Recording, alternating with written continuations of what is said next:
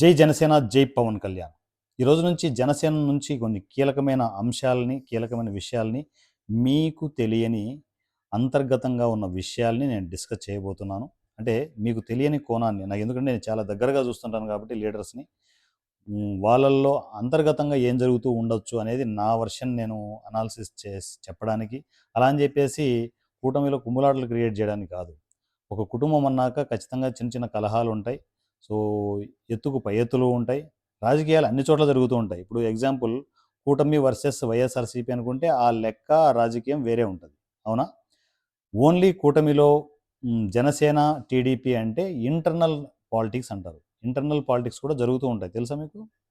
Internal politics ఇవి. నేను చెప్పబోయేటి internal politics. అంటే జనసేన వర్సెస్ టీడీపీ అనుకుంటే సో, బీ ఫ్రాంక్ కొన్ని విషయాలు మనం డిస్కస్ చేయాలి. కూటమి మనము బలపడిన తర్వాత, అధికారం వచ్చిన తర్వాత, కూటమిని చేపట్టిన తర్వాత టీడీపీ నుంచి చంద్రబాబు గారు సీఎం అయ్యారు. సో, జనసేన నుంచి మన పవన్ కళ్యాణ్ గారు డిప్యూటీ సీఎం హోదాలో ఉన్నారు. ఇంతవరకు బాగానే ఉంది. కానీ ఒక 5 సంవత్సరాలలో ఒక 3 సంవత్సరాలు కంప్లీట్ అయిపోయిన తర్వాత కూడా స్టిల్ ఇప్పటికీ జనసేనే తగ్గి ఉండాలి. టీడీపీనే సత్తా చాటాలి. పైచేయి టీడీపీనే ఉండాలి అనుకుంటే ఎవరైనా ఒప్పుకుంటారా? ఎవ్వరు ఒప్పుకోరు. బీ ఫ్రాంక్ మనలో మనం మాట్లాడుకుందాం. ఎవరు ఒప్పుకోరు. అందువల్లే వస్తున్న కమింగ్ ఎలక్షన్స్‌లో ఏంటంటే ఈసారి పర్సెంటేజ్ మాకు ఎక్కువ ఉండాలని జనసేన ఓపెన్‌గానే డిస్కస్ చేస్తోంది. అప్పుడంటే ఏంటంటే మనం కూటమిగా ఉండి ఒక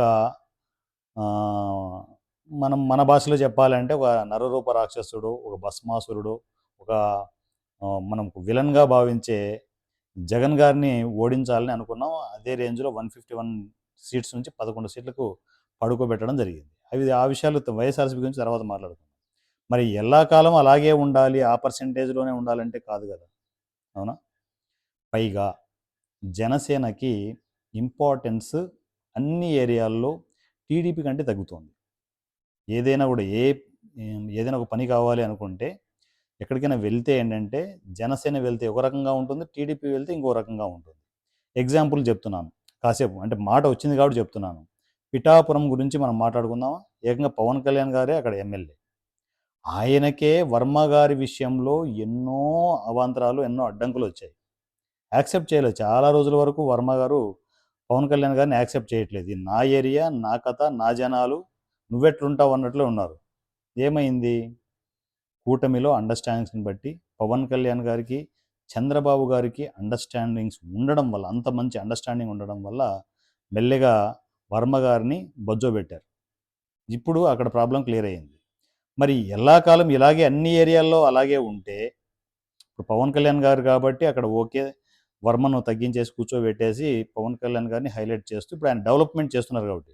ఊరికే హైలైట్ చేస్తే ఎవరు ఒప్పుకోరు. పిఠాపురం విపరీతంగా డెవలప్ చేస్తున్నారు కాబట్టి అక్కడ నిధులు తీసుకొస్తున్నారు, రోడ్లేస్తున్నారు. మొత్తం పిఠాపురం షేపే మార్చేస్తున్నారు. అంత డెవలప్‌మెంట్ జరుగుతుంది కాబట్టి అక్కడ ప్రజలు కూడా యాక్సెప్ట్ చేశారు. వర్మను కాసేపు నువ్వు పడుకోవయ్యా బాబు, నువ్వు ఉన్నన్ని రోజులు ఏం చేశావు?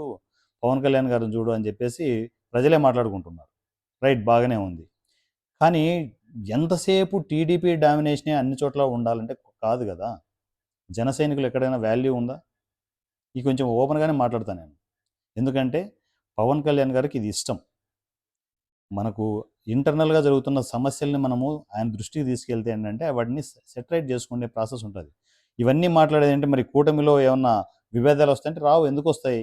మా కుటుంబంలో టీడీపీ, జనసేనది మా కుటుంబం అది. ఆ కుటుంబంలో జరిగే చిన్న చిన్న కుటుంబ గొడవలు, కుటుంబ కలహాలు అంటారు. వాటిని సర్దుకోవడం తప్పేముంది? తప్పేం లేదు కదా! ఆ దిశగా నేను మాట్లాడుతూ ఉన్నాను. ఖచ్చితంగా టీడీపీ కూడా గమనించాలి. చంద్రబాబు గారు కావచ్చు, ఆయన కుమారుడు హ్మ్. లోకేష్ గారు కావచ్చు, వీళ్ళు కూడా ఒకసారి 1, 2 సార్లు ఆలోచించుకోవాలి. ప్రతి చోట టీడీపీ హవానే టీడీపీనే డామినేట్ చేయాలంటే కాదు కదా! ఖచ్చితంగా కూడా జనసేనకు ఆ ఇంపార్టెన్స్ ఉండాలి. ఎక్కడైనా ఏమైనా పనులు జరగాలన్నా, సో ఏవైనా పనులు అప్పజెప్పాలన్నా కూడా జనసేనకు ఈక్వల్‌గా అంటే టీడీపీకి ఈక్వల్‌గా కొన్ని ప్రాంతాల్లో ఆ సపోర్ట్ ఇవ్వాలి. ప్రతి నాయకుడికి, ప్రతి జనసేన నాయకుడికి ఆ ఇంపార్టెన్స్ ఇవ్వాలి. సో చాలా చోట్ల తగ్గుతోంది. ఇంపార్టెన్స్ తగ్గుతోంది. వాళ్ళను కేర్ కూడా చేయకుండా కొందరు టీడీపీ నాయకులు మాట్లాడుతున్నారు, బిహేవ్ చేస్తున్నారనేది మా దృష్టికి వస్తున్న న్యూస్ ఇవి. సో అందువల్లే నేను ఓపెన్గా కొంచెం ఓపెన్ అప్ అయిపోయి ఈ రోజు నుంచి కొన్ని డిస్కషన్స్ నేను చేయబోతున్నాను. ఎందుకంటే దీంట్లో నాకు పోయేదేం లేదు.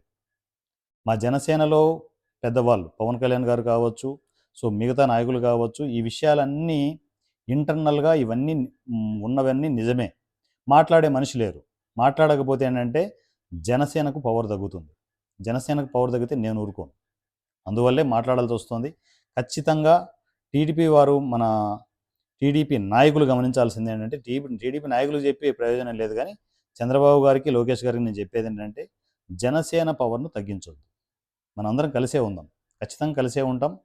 మనం కలిసే జగన్ అనే మనిషిని రానివ్వకుండా అట్లే పడుకోబెట్టి బజ్జోబెట్టి రప్ప రప్ప ఇడుస్తాం పొడుస్తాం అంటున్నారు కదా, వాళ్ళు ఇడిసేది లేదు పొడిసేది లేదు. సో అలా కూర్చోబెట్టి వీలైతే ఒకటే సీటుకి పరిమితం చేద్దాం, ఒక్క సీటుకి పరిమితం చేద్దాం. కానీ ఇంటర్నల్గా మన కుటుంబంలో కలహాలు అనేటివి ఉండకూడదు. బాలినేని గారిని జనసేనలోకి తీసుకోవడానికి ఇంటర్నల్ రీజన్ అదే అని నేను అనుకుంటున్నాను. ఇంటర్నల్ రీజన్ అదే. ఎందుకంటే పవన్ కళ్యాణ్ గారు ఎన్నో టెస్టులు చేసి, ఎంతో స్కానింగ్ చేసి బాలినేని గారిని పట్టుకొచ్చారు. ఇంటర్నల్గా తను చాలా క్లోజ్గా ఉంటున్నారనేది మీ అందరికీ తెలుసు. సో సింపుల్గా చెప్పాలంటే టీడీపీని కంట్రోల్ చేయడానికి బాలినేని గారిని తీసుకొచ్చారు జనసేనకు అనేది ఎవరిని అడిగినా తెలుస్తుంది. అంటే కొంచెం లోతుగా ఆలోచిస్తే క్లియర్గా అర్థమైపోతుంది. ఇది కూడా ఇంటర్నల్ రాజకీయం. సో అర్థం చేసుకోండి. నేను ఇంతకంటే ఎక్కువ డిస్కస్ చేయకూడదు ఈ విషయం గురించి. సో బాలినేని గారు తప్పు చేయలేదు. సో తన పద్ధతులు తను కరెక్ట్గానే వెళ్తూ ఉన్నారు. ఆ వెళ్ళే మనిషిని, ఎందుకంటే ఒక పవర్ఫుల్ వ్యక్తి మాట్లాడుతున్నాడు, సో అంతే పవర్ఫుల్గా టీడీపీలో ఉన్నారు అంటే ఖచ్చితంగా ఇవి అర్థం చేసుకోవాలి. కుమ్ములాటలు కాదు, ఖచ్చితంగా కంట్రోల్లోకి తెచ్చుకోవడం అంటారు. టీడీపీ అనే ఒక పెద్ద కుటుంబం, అది జనసేన అనేది ఒక కుటుంబం. కానీ ఇప్పుడిప్పుడే ఎదుగుతున్న జనసేనకి ఇంపార్టెన్స్ ఖచ్చితంగా ఉండాలి. ఆ ఇంపార్టెన్స్ తీసుకునే ప్రాసెస్లోనే ఇవన్నీ జరుగుతున్నాయి అనేది సో నా వర్షన్. సో దీని మీద మీరు కామెంట్ చేయండి. ఈవెన్ ఒంగోలుకు దగ్గరగా ఉన్న నాయకులు, టీడీపీ నాయకులు కావచ్చు, జనసేన నాయకులు కావచ్చు, ఎవరైనా కూడా దీని మీద కామెంట్ చేయండి, డిస్కస్ చేద్దాం. సో ఎన్నో విషయాల్ని మనం డిస్కస్ చేస్తూ, అంటే మనము జనసేనకి టీడీపీకి లోతుగా కుటుంబంలోకి వెళ్ళి ఈ విషయాల్ని డిస్కస్ చేయకపోతే ఒక పక్క టీడీపీకి ప్రాబ్లం అవుతుంది, మరోపక్క జనసేనకు ప్రాబ్లం అవుతుంది. అందరం హ్యాపీగా ఉండాలి, అందరం బాగుండాలి. ఎవరి పవర్ ఎవరు తగ్గించొద్దు. ఇద్దరు ఒక కూటమి అనుకున్నప్పుడు, రెండు కలిసి ఒక కుటుంబంలాగా ఏర్పడినప్పుడు ఆ కుటుంబంలో అందరూ బాగుండాలి, అందరం బాగుండాలి.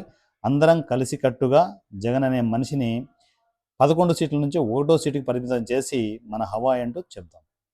Thank you. నా పేరు వారణాసి సూర్య, 100 రూపీస్ ఎమ్మెల్యే @ ఆన్లైన్ ఎమ్మెల్యే.